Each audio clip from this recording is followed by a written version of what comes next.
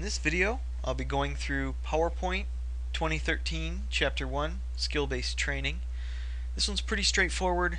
It really just introduces you to what PowerPoint is all about, helps you wander through a slideshow, and do a couple real basic, simple things like adding in simple data. So we're going to first start PowerPoint, and we can slide over here and do this. Right here, we'll open PowerPoint. And we're going to open the P01H1 intro presentation from the My Documents folder. So it's not in our list here. We're going to have to open other presentations. And then that exists on our computer. And it exists in My Documents. But when you click on the My Documents, you'll notice that My IT Lab gives you an incorrect action for this click. We're really looking to go through the Browse button here. It takes you to the same place, and in real PowerPoint, clicking My Documents would absolutely bring this up as well. But just in case you are stuck, this one we actually do have to go into and click Open. So we're going to view the first slide as a slideshow. Now there's a couple ways you can do this. You can hit F5 in PowerPoint, or you can just go here and start your slideshow like this. You can press the space bar, and that will advance you to the next slide. You can press the right arrow, and that can advance you to the next slide. And then we're going to navigate through all of the rest of the slides in this presentation using the right arrow, or I guess you can use the space bar as well.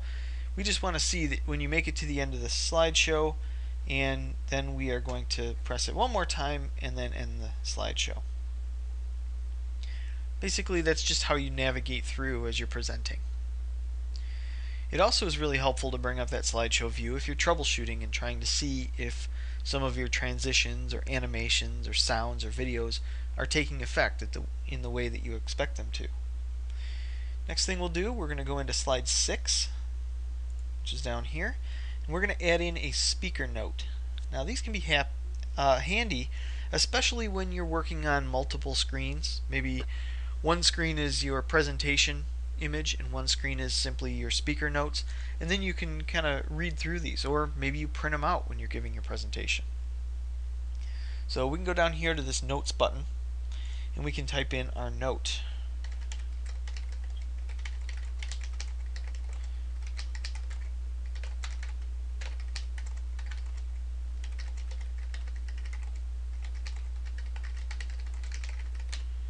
In this one we do include the period, and we're going to switch to the Notes page view and read the notes. Now we've got several views here. We can go to the View menu, and there's a Notes page right here, and that shows us what the printout would look like, and we can type in any notes here, so it kind of triggers us as we're giving our presentation to remember certain things.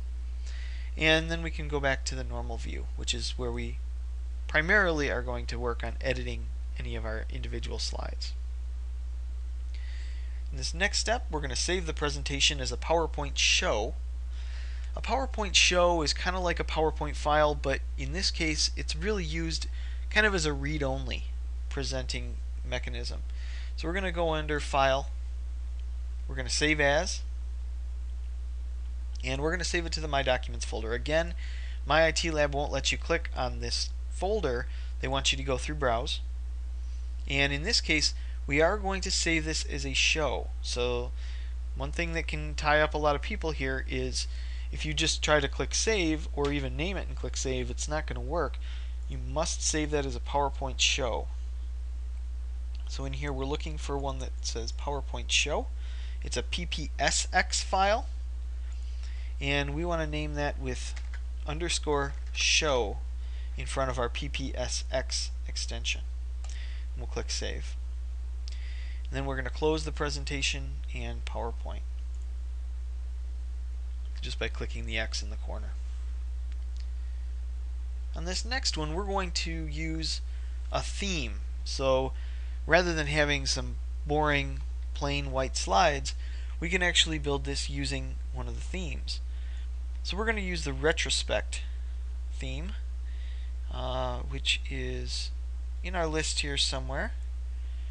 There it is. It's this white one with kind of an orange bottom piece. And then when you go in here to this particular theme, you can actually choose any of these variants on that retrospect theme. They're all very similar with slightly different color options. But we're going to leave the default, so we're not going to choose any of those. And we'll just say create. And here's where we would start creating a brand new PowerPoint presentation. We click and we are going to put in creating presentation content. You'll notice it jumps to the next line for you. I didn't hit enter there. When you fill up one of those blocks, it'll automatically wrap that text around. And then our subtitle is going to be Michelle Turner. And for this one, just keep in mind, when I type in Michelle Turner, that particular field and that particular font is designed to be all caps. You still need to do a capital M, a capital T, even though it's always going to look like it's all uppercase. So type it in exactly as it is listed in my IT Lab. And then we're going to open the notes pane. We're going to put in training and development into the notes pane. You don't have to hit enter or anything. Once my IT Lab detects that text in that notes field, you'll be all set. Now the next activity, we're going to create a new slide with the title and content layout. Nice thing about PowerPoint is it's not just a big blank box here. We can have it designed to hold certain types of content, and in this case it's going to be our title of our slide and then a bunch of content that we're going to put in there. So we're going to make a new one. I'm just going to right click down here in this open space and choose new slide, and by default it's going to choose title and content. If you wanted to insert a particular slide, we can actually use this down arrow here and choose various types of new slides, but it would have been title and content for us, but by default it's going to choose that for us. We're going to put in our title called Simplify the Content,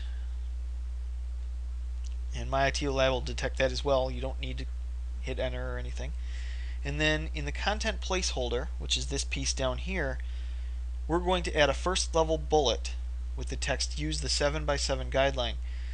Now this is something that's kind of neat. In PowerPoint you can select all these different types of content. It can be a table, or it can be a chart, or it can be all kinds of different things. But in here we're just going to use text. So we click to add text, and one thing that's a little deceiving about this particular theme is that there is no bullet. There is no bullet points on this.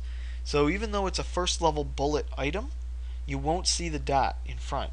You're just going to type in use the 7 space X space 7 guideline. Do not include the period. And that will get you to the next step. If you start going in and trying to add bulleted lists and all that, you're going to be going down the wrong path. In this case, there is really just no bullet. And then we're going to hit enter, and we're going to add a second level bullet.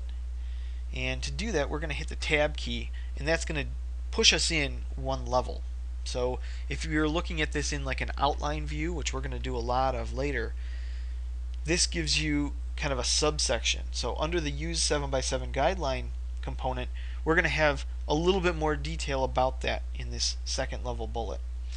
Limit slide to 7 or fewer lines, no period, and we'll add another second level bullet. You'll hit enter, and you'll notice that in PowerPoint it's going to keep you at the same bullet level when you hit enter. You can do tab to go in a level, you can do shift tab to go back up a level, but in this case we want to make another second level bullet, and our text is going to be this: limit lines to 7 or fewer words.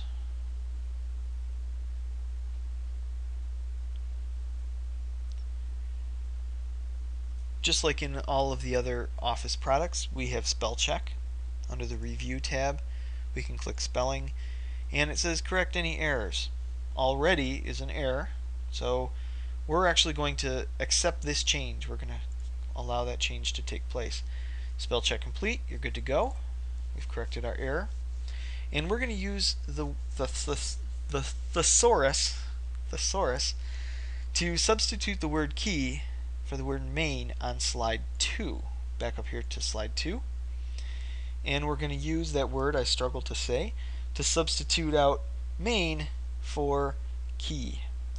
Normally in Office, you can right click on a particular word and see the Thesaurus options right here. We'll choose key. You could also go up here to the Thesaurus section under Review. On this one, we're going to change the layout.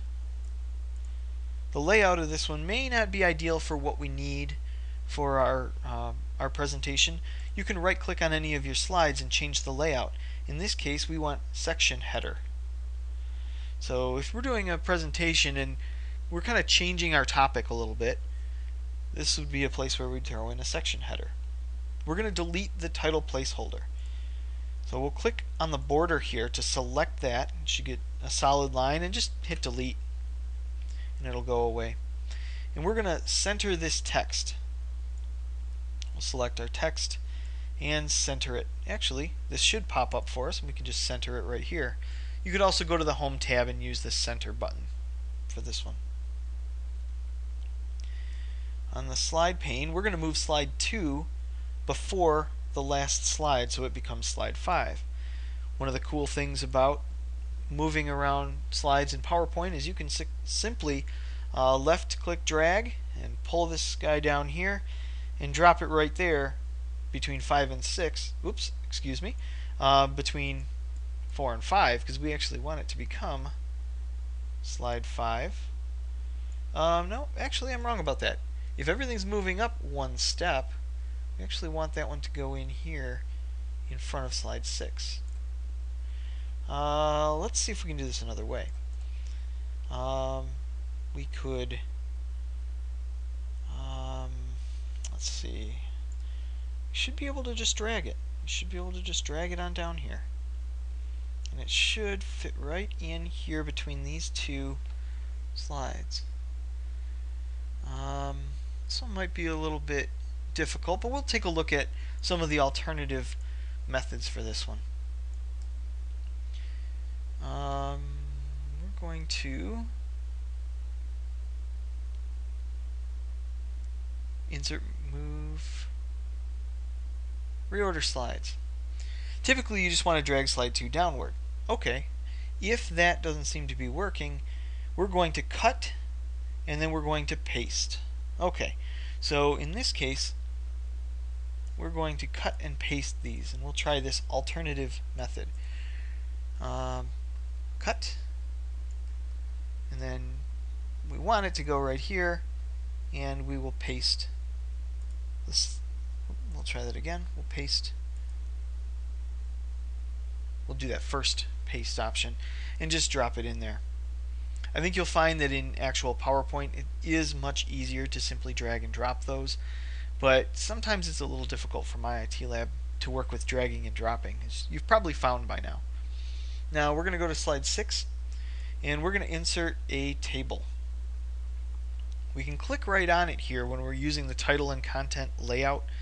You can also go to insert and use table, but we're just going to make it simple. 3 column, 6 row. 3 columns and 6 rows, and say OK. And it makes a brand new table for us, completely blank, and it's nice because it fits the theme. It always will look like it belongs in there. It's not going to be just an ugly plain one if we're using a theme. So we're going to enter text, T-E-X-T, and we'll move to the next cell to the right. You can use tab to do that. In illustrations. And you don't need to hit tab this time, it will complete that step. Now we're going to use the online pictures function, which is kind of cool. We'll go up to slide 2 and we're going to search for online pictures using the keyword audience. So maybe you don't have a big collection of pictures to use in your presentations. You can always use these online pictures, which searches Microsoft's library of pictures, and then you can just plop those into your document and have something that's relevant. So we want pictures. We're going to insert online pictures. And by doing this with the online function, just makes it really easy. Audience, hit enter. Here's a bunch of different things that fit audience. So you can really look up almost any word you want. And we're going to insert this first picture. Highlight it, left click on it, and then just say insert. And there it is. We can resize the image so that it is 3 inches tall. Under the Format tab, here's the height, 3. And then we'll just tab off of it so my IT Lab knows we want to change that. Maybe we'll click off of it. We'll click onto another piece. Tab didn't seem to move for me. And we're going to drag to move the picture so that the right edge of the image lines up with the right edge of the solid black line, and it's located immediately below the title line. So we're trying to go kind of right here. And this is one of those things where my IT Lab, it's not always an exact thing. And maybe, are they after something up here? No. Sometimes this is just really, really sensitive. You have to land it right in the exact right spot. I'll see if I can get it to click in for me over here somewhere. What if I throw it in the very top, a little off the top, kind of in the corner? When my IT Lab doesn't give us exact spaces, it becomes a little tough. Immediately below the title line and lined up the right edge of the solid black line. It would seem that that's where we're aiming for, but there's got to be something that's going to let us click in here, and hopefully you'll be able to see mine click in, and then it'll work. Hey, there it is. So you want to be this spot right at the end of that title line and under this title line, not the edge of the slide. It's a little bit strange wording there, but that is the location we're looking for. Sometimes a little drag drop trial and error is what we need to do to get through some of these activities. Okay, so in slide 2 we're going to apply the fade transition. Under transitions we have options that will allow the slides to come in and go out in different ways, and we can actually apply these transitions to different components within the slides, and we can also do it to the whole slide itself. So we want the fade transition. It's just right here. Fortunately for us in this particular assignment in PowerPoint, we don't have to worry about tooltips or hovering over things for things to appear. We can just simply read the text. It's already all there for us. Now we're going to apply the transition to all the slides in the presentation. We'll just click Apply to All, and that's going to apply to every single slide. We'll use a fade transition, so they'll all fade in. And now on slide 1 we're going to apply the push transition sound. We'll go down here and go to push. We're going to preview the animation effect. We only want it to be on this slide only, but it looks like it'll only work on that slide only by default. And we've completed that step.